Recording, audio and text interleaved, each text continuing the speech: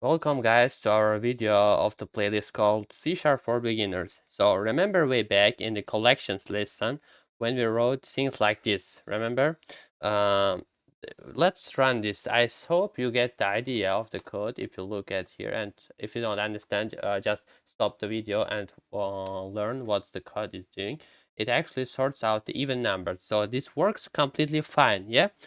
Filters out the even numbers, prints them, but honestly, that's a fair bit of code just to say give me the even numbers. Today we are learning something called LINQ, stands for Language Integrated Query, and it's genuinely going to change how you write code that works with collections from here on out. Let's see the same LINQ the way.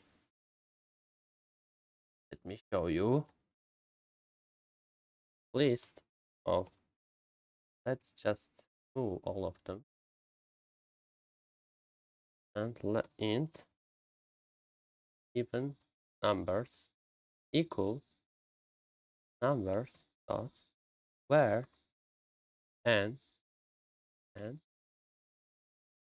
0 to list.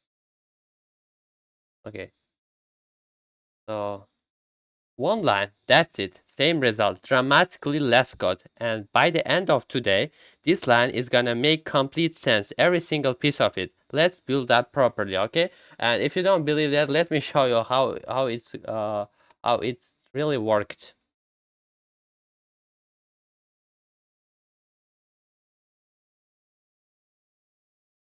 Okay, look at here. As you can see, it's sort of filtering out all of the even numbers, yes, with just one line of code. Okay, so what actually is LINQ? At its core, it's a set of built-in methods that let you filter, transform, sort, and summarize collections, list, arrays, anything really, usually a really consistent, readable style. And here's the thing that makes it click. Honestly, remember lambdas from the last lesson. LINQ is basically built on top everything we just learned. Every single LINQ method you are about to see that takes lambda functions as an argument and telling exactly what to do. And whenever we use the LINQ functions, we often call this endpoint. Remember, quick practical note before we dive in, you'll need this using statement at top of your file for any of today's code actually work. Most templates include it by default already, but worth knowing where it comes from. Okay, it's showing that LINQ is already built-in systems, built-in code. Okay, now there's actually two different ways to write LINQ, and I want to show you both, even though we are going to focus mostly on one of them. Okay, the first is called query syntax, and it genuinely looks like a database query. So let me show you. List int numbers equal new list, maybe numbers is 8, 15, 16, 23, 42, 7, and maybe 3. Yep. Okay, and then var even numbers query equals from, look, from and in numbers, oh, numbers where n divided by 2 equal 0, select n. Done. For each int in even numbers query, console.writeLine n. So let's run it. Okay, it's sorting out. Yep.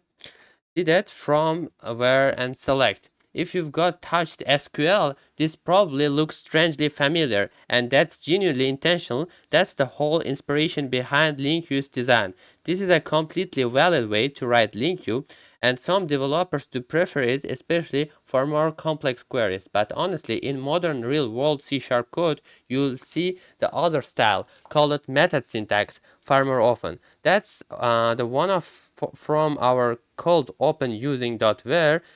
So going forward, that's what we are going to focus on for the rest of this lesson. But now, if you ever come across query syntax in someone else's code, you'll recognize what's happening, yes? Alright, let's properly dig into method syntax now, starting with where, which honestly is probably the LINQ method you'll reach for the most. So let me show you one of the codes for you. For example, list integer numbers.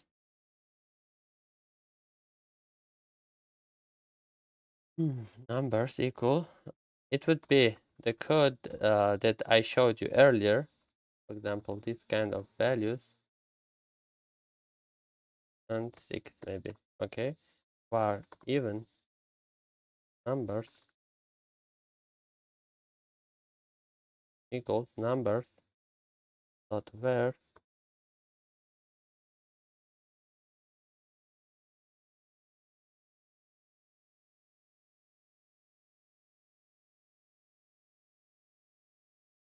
Okay, for each.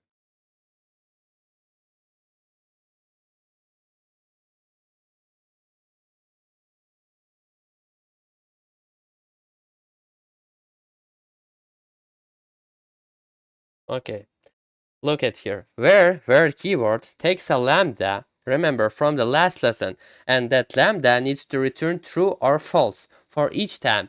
Where keyword then hands back only the items where that lambda return true. So and arrow and modules to equal 0 reads as for each number is it divisible by 2 with no remainder, and only those pass through. Let's try a slightly more real world example, okay? For example, instead of integers, we're gonna call it strings, and then maybe we're gonna have some guys like Alex, Alex, oops, Alex, Sam, maybe Jordan, and maybe some girls, Alexandra and Daisy. Yes, and here we need to make it string. Yep, and we're gonna make here var long names equals names dot var. Oops, oh, it's numbers. Names and names dot where name or oops, what's going on here, man? Dot length greater than 5. Yep. And then let's try names here. Long names. Long names. Yes. For each int not string, it's actually var. And here like that. Okay. Let's run this. Okay, Jordan and Alexandra.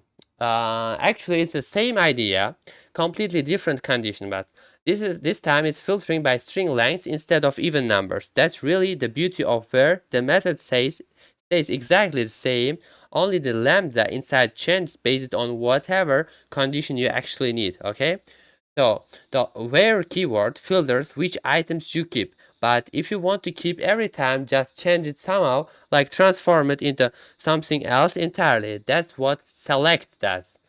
Let me show you the example with select also list. Maybe again integer numbers and then new list integers and with 1, 2, 3, 4, 5, and then var create numbers dot select and then n times n. And let's see the output for each var in var s in squared console.writeLine s. So let's run this. 1, 4, 9, 16, and 25. See here, select runs on our lambda every single item and collects whatever comes back. Every number goes in, its squares come out. Now here's the something genuinely powerful. Select does not just have to return the same type it starts with, okay? Let me show you that. List string names new list string, maybe Alex, Sam, Jordan. Okay, Alex, Sam, Jordan. Var name length equals names dot select name name dot length. Okay, and then for each var in var and in name lengths console.writeLine and. So let's run this. See that? We start with list of strings and select transformed it into collection of integers instead of names length. That's instead instead just length of names. Yes, that's genuinely common pattern, extracting just one piece of information out of a bigger collection of objects. And let me show you one of the cases that you should be careful. Okay, string like let's stay with these ones and maybe add some names at the end with Alejandra, and maybe Casey. Okay, and then we're gonna choose long names var long name length equal names dot where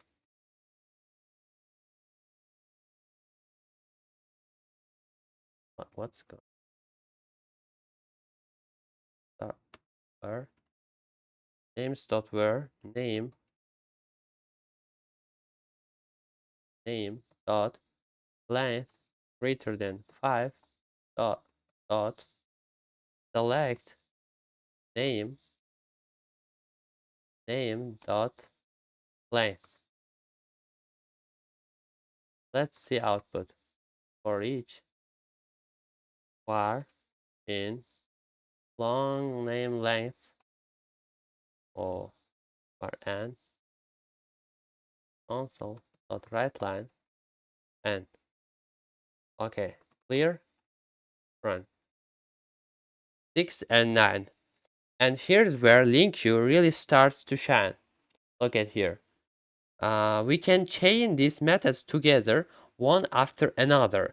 First filter with where, then transform whatever's left with select. This kind of chaining is honestly everywhere once you get comfortable with LINQ. Small, readable building blocks stacked together to do something more complex, okay?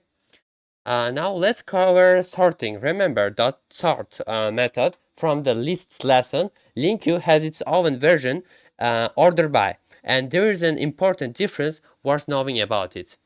Let me show you numbers again. Oh, numbers equal new list numbers integers and 5, 2, maybe 8, 1 and 9, 1 and 9, 19. Var sorted equals numbers dot order by and n. Okay, for each int in sorted. Oh, I always forget that line. And oh, hi. And here, oh, console.readline numbers dot zeros element. Okay, so let's see the output. Uh, let's here console.readline loop ends. Okay, now let's see the output. Okay, look at here. 1, 2, 3, 5, 8, 9. It sorts correctly and loop ends. And then look at here. Number 3 zeros element is 5. Yeah, right. So order by and we are saying with n. Yes, order by n. That lambda here is basically saying sort by the value itself. But look at that last line. The original numbers list is completely untouched. Still starting with 5. This is a really important difference from sort, which we learned earlier, changes the list in place. Order by instead hands you back a brand new sorted sequence, leaving you original data exactly as it was. Genuinely useful when you don't want to accidentally mess with your original data. Got it? So that means all of the sorted version is in our hand in a variable called sorted, but numbers are not untouched. Okay, they are untouched. So that's the proof. Whenever we get the first item of numbers list, we still get 5. Okay, let me show you one example also with class also this time. Student class student public string name get and set public int age get set list student oops here list student students equal new list student, and then we're gonna say new student name equal Alex, age equals maybe 22, and then new student name equal Sam, age equals maybe 19. Yes, new student name equals Jordan, age equals 25.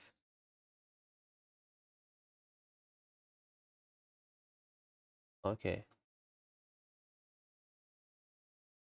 so what's the problem here? Okay,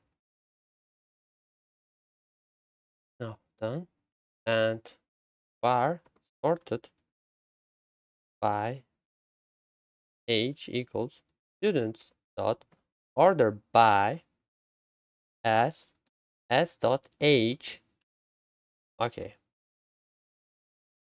let's see this one for each, where s in sorted by age console dot writeline maybe s,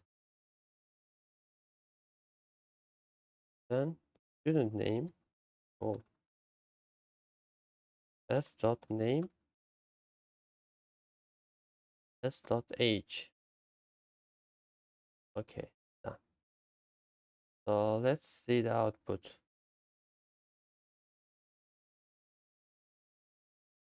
Same is not same, it's actually Sam. Okay. Mm, okay, Sam is 19, Alex is 22, and Jordan is 25. And here's the real power. We are not just sorting plain numbers anymore, we are sorting actual student objects, yes, based on the specific property called age, yes. The lambda just tells order by what to sort by, and it figures out the rest. Yep.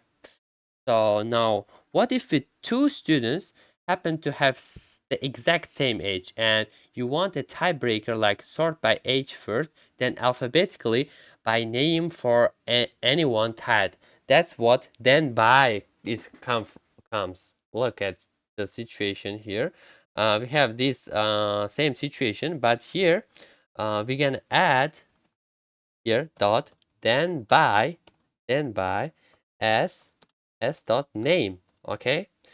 Uh, in that situation, it does not gonna change, but we can add the let student maybe first Sam, Alex, and Jordan. We should add the student with B and okay, new student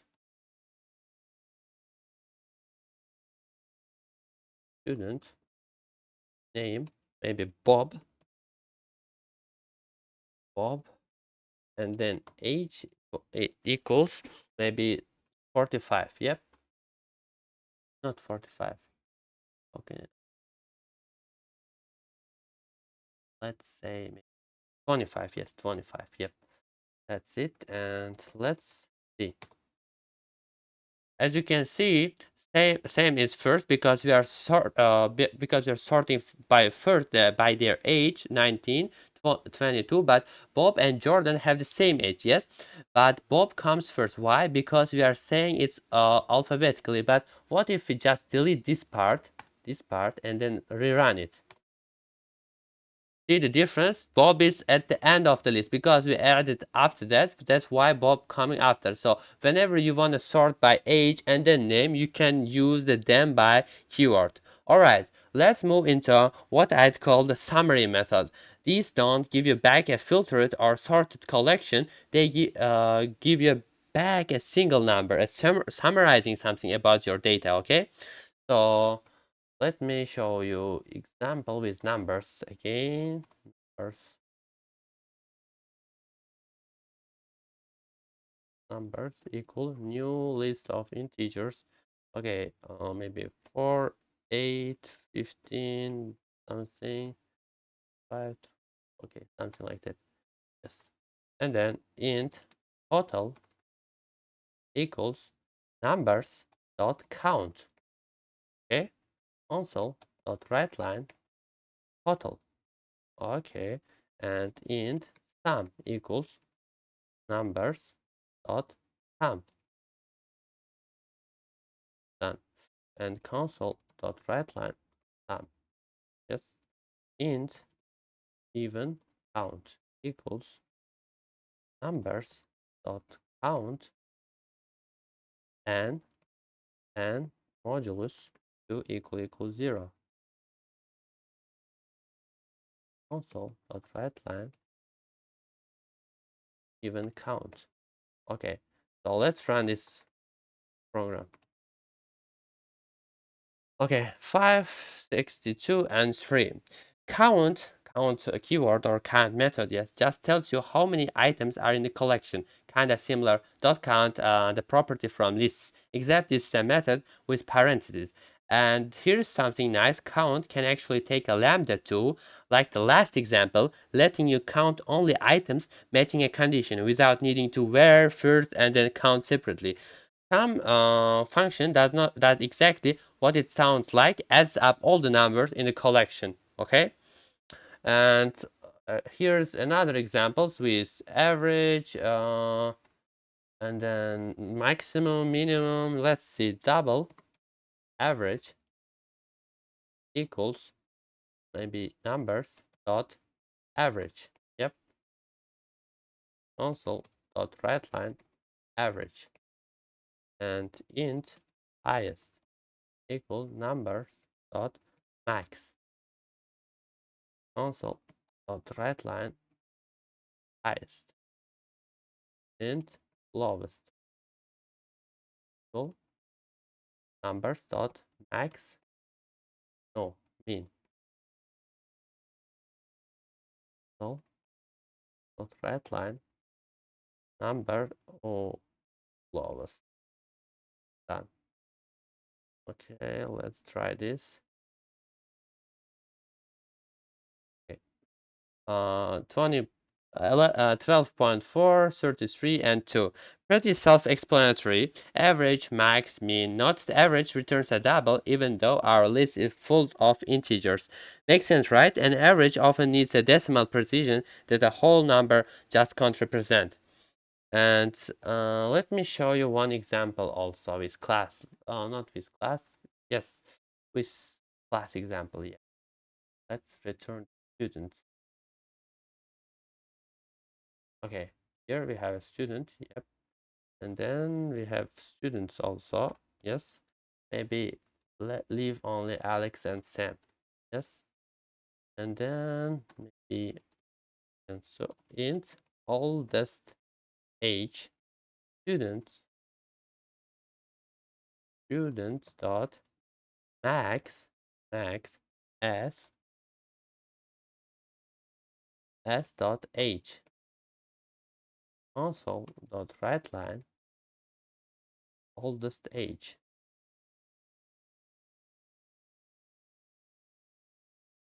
Okay, 22. And same as before, these works with objects too, as long as you tell them via lambda exactly which property to actually look at it, okay? The summarizing properties like max, mean, average all also works with objects like class or something like that. And same as before, now let's cover grabbing a single item of a collection, starting with first, okay?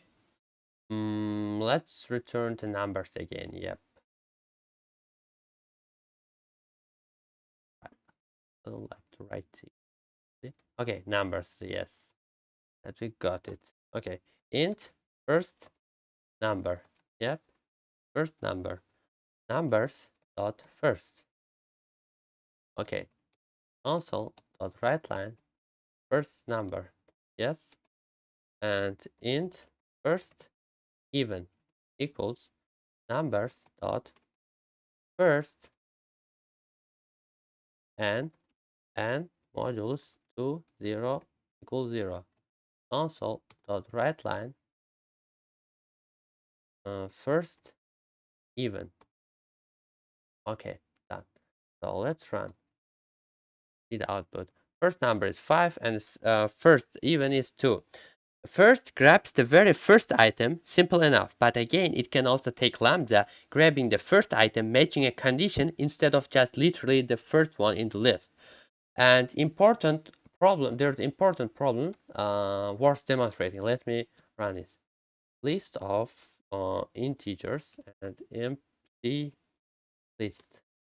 New or new list integers, yep, and it's int empty list and int safe result equals empty list dot first or default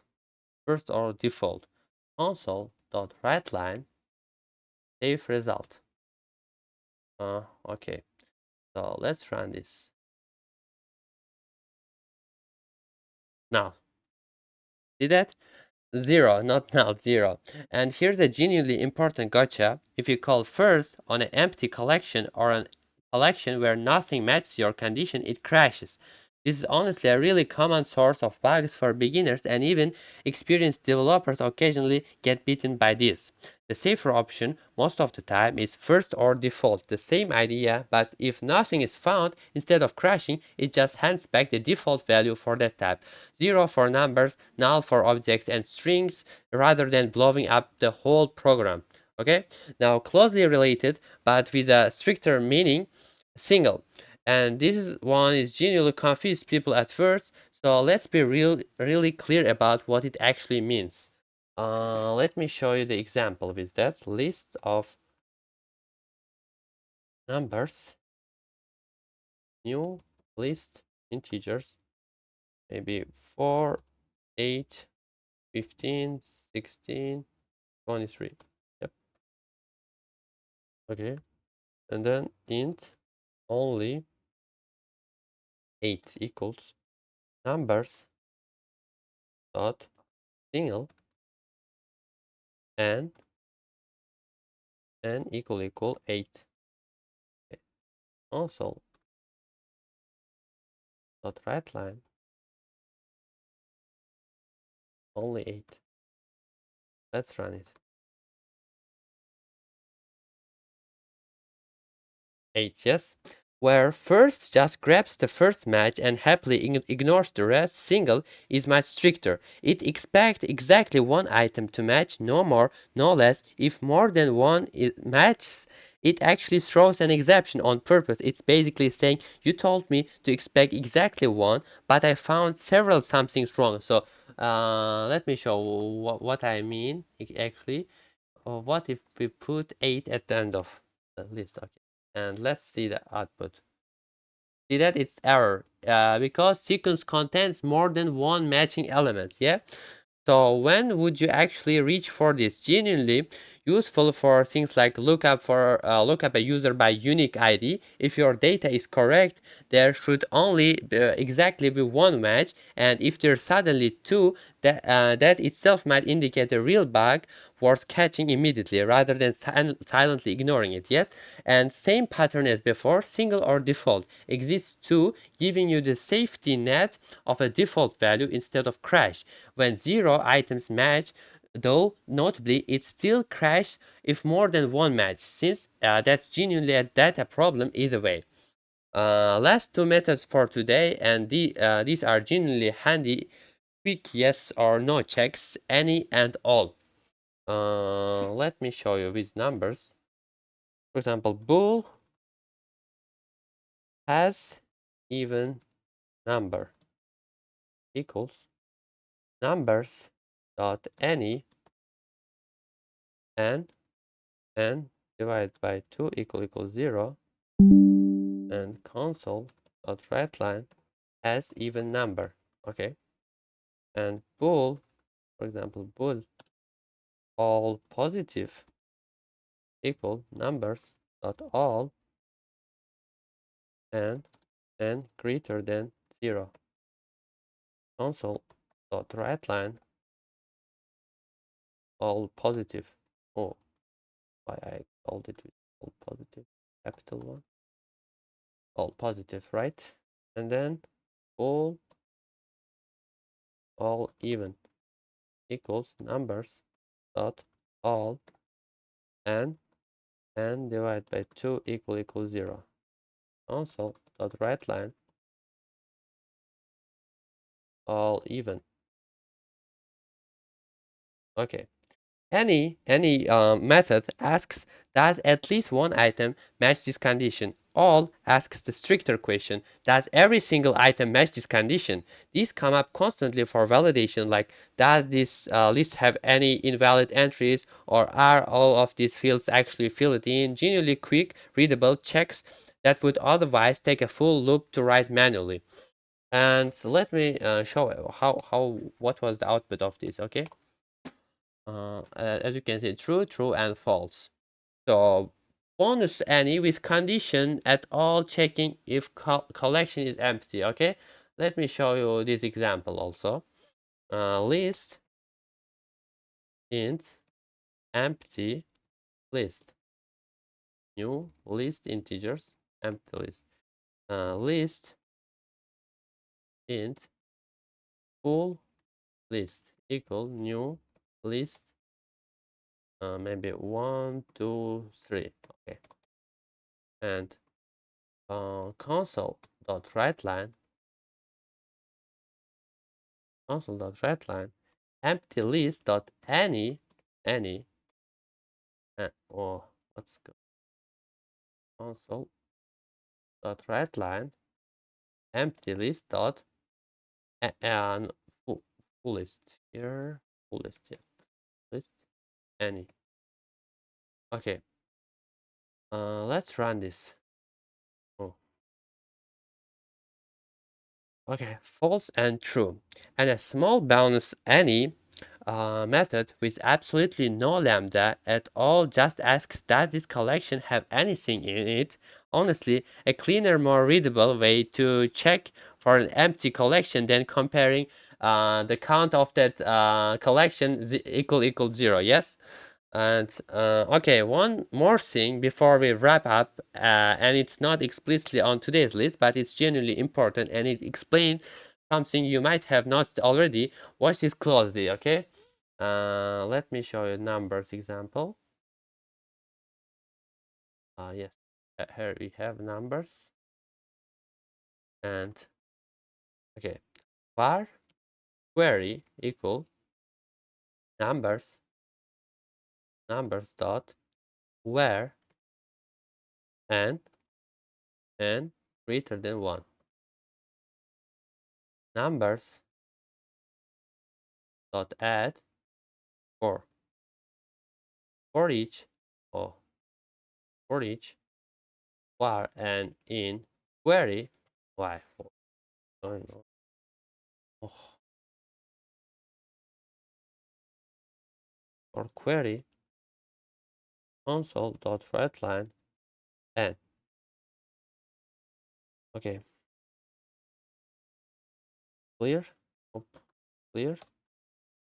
Oh, okay, wait, or showed up me, yeah? Though we added after we wrote our where query. That's because most LINQ methods where select order by don't actually run immediately. When you write them, they are lazy or deferred. They only actually execute when you use the result like in that for each loop. This is called a deferred execution, and it's genuinely one of those things that seems surprising at first but makes sense once you know it's happening. If you specifically want to log in the result right now at the exact moment you use ToList. Remember that from our very first cold open today. Yeah, and if you want for example, not to print 4 here, you should convert it to list. Yep. I think that that's the exactly same the first code I showed you in this lesson. Look at here now. Why we have 4. Okay, list and greater than. Oh yeah, we don't need here 4. Yep. Look at here. Yes, we don't have 4. Yes, right here.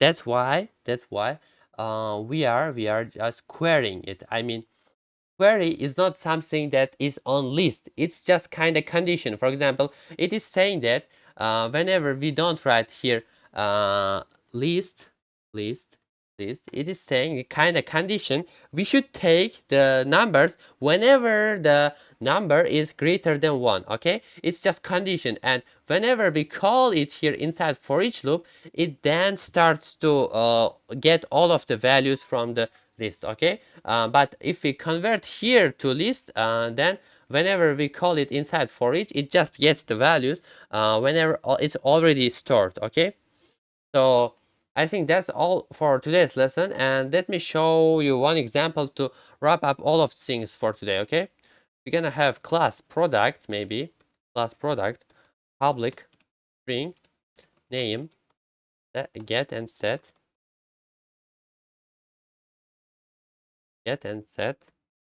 public double price get set public int stock get set. Now we're gonna get product list products new list of product oh, list of products, and we're gonna add some new products here. Name equal maybe laptop, and then price equal to 1,200, and maybe stock is 5. Yep, and then duplicate it. Yep, and then we may have maybe mouse, then its price is 25, stock is 0, maybe don't have mouse.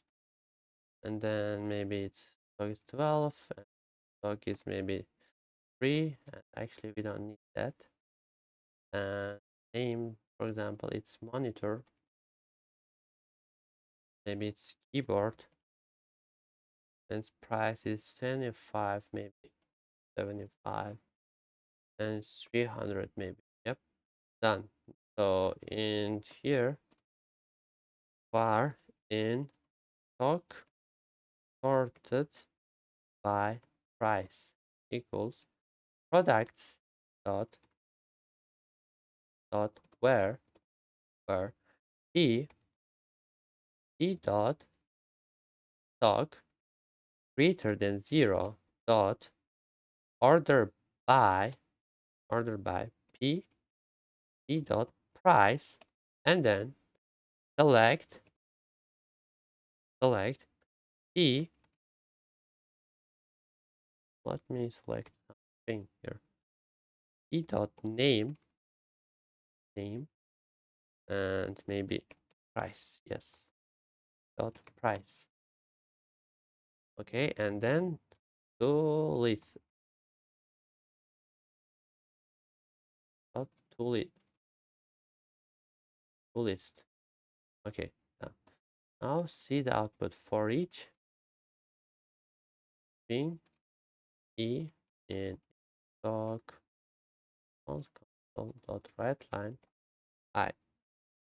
Okay, and maybe double total value in stock equals products dot where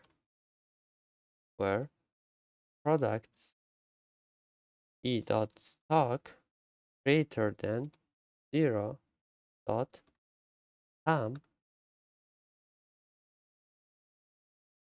p e dot price times e dot stock. Okay, and console dot writeline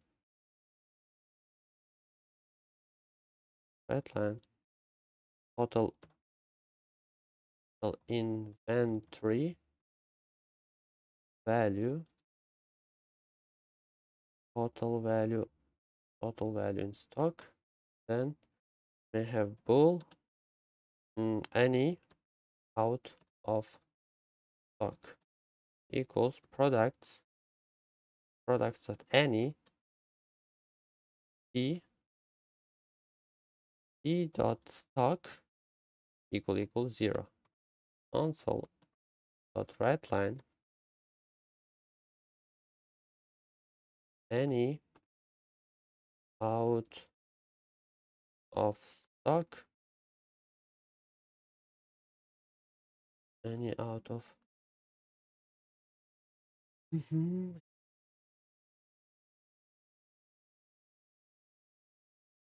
any out of stock. Yes. So let's run it. Okay. So let's run it. Are you seeing the full code? That's it. You can practice at home or practice with me right now. So let's run our code here now. Okay, keyboard is 75, monitor 300, and laptop 1200, and total inventory values 7800, and any out of stock true, because we don't have any mouses right here. If you look at here, okay. And here's everything today working together on something genuinely realistic, right? Filtering out of stock products, sorting what's left by price, transforming it into readable strings, all chained in one query. Then a separate summary calculating total inventory value, and a quick any check for stock issues. This is honestly very close to real code you write professionally. LINQ turns what would have been 15, 20 lines of loop into just a few clean readable lines, okay? So that's all for today's lesson, and the challenge that you gonna need to do is Using the products list from our example, write a single LINQ chain that finds all products under $100, sorts them by name, and prints just their names. Then separately use FirstOrDefault method to safely find a product called headphones, which does not exist in our list, and confirm it does not crash.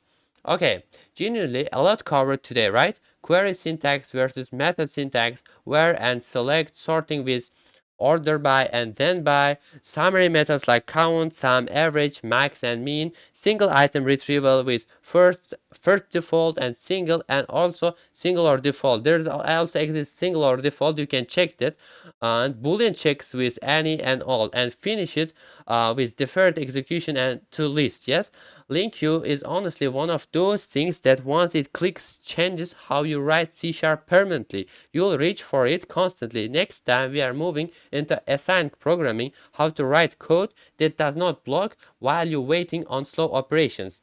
See you there. Take care.